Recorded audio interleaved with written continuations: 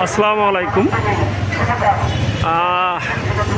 বসুন্ধরার ভিতর থেকে যমুনা গেটে আসার সময় এই যে ফুটপাতে অবৈধভাবে দখল করে ব্যবসা বাণিজ্য গড়ে তুলেছে এক শ্রেণী। তারা হয়তো সামান্য কিছু টাকা পয়সা এদিকে সেদিকে দিয়ে থাকে, কিন্তু তাদের এই অবৈধ দোকানপাটের কারণে মানুষের জনদুর্ভোগ চরমে। অতিরিক্ত জ্যাম বেঁধে যায়, এই যে দেখতেছেন জ্যাম। ওই দোকানপাটগুলোর কারণে খুবই জ্যাম তৈরি হয় এবং মানুষের যাতায়াতে খুব কষ্ট হয়। আমি প্রশাসনের দৃষ্টি আকর্ষণ করতেছি যাতে তাদের বিষয়ে অবশ্যই যাতে ব্যবস্থা গ্রহণ করে।